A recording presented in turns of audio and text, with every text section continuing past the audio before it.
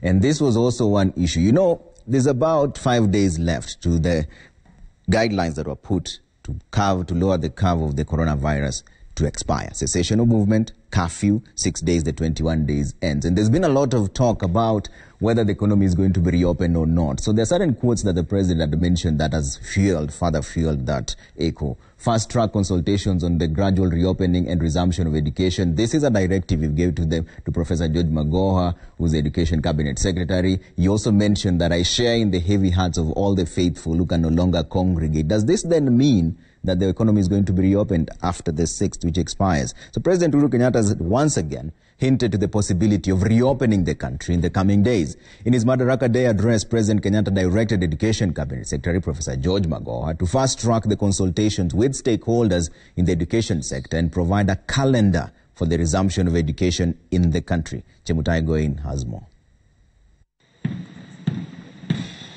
As the president signaled the possible lifting of some of the restrictions imposed to counter the coronavirus disease, which he termed an invisible enemy that has ravaged the economy and disrupted lives and livelihoods, he called on Kenyans to come together and now help rebuild what had been damaged.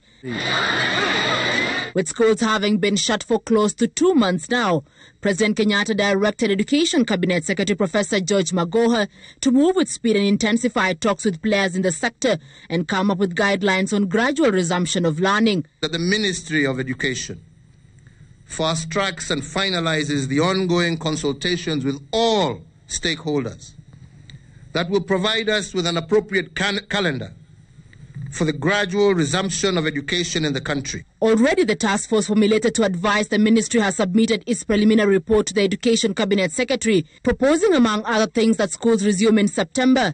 Magoha, however, downplayed some of the recommendations, saying they needed further consultation and that the safety of children was the topmost priority, particularly since some of the schools were being used as quarantine areas. If it means that they have to come back to school early in the year, to start the year all over again, so be it. What do you want to do about it? With worship places having been marked as possible major sites for the spread of coronavirus, their doors were shut.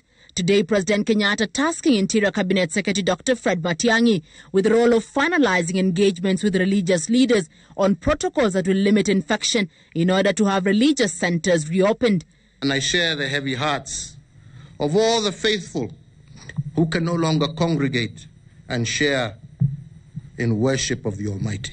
The World Health Organization has already published guidelines on the reopening of worship places, including maintaining social distance, use of technology during worship, prevent touching between people attending the services, frequent cleaning of worship places, bowing before sacred statues, and eliminating of rituals involving touching, among others. This coming Saturday, the restrictions including cessation of movement and the 7 p.m. to 5 a.m. curfew will lapse.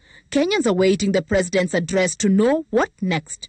The coronavirus disease has literally taken the country into uncharted waters, and as it prepares for reopening, the government is calling for individual and collective efforts to beat the virus and stay ahead of it.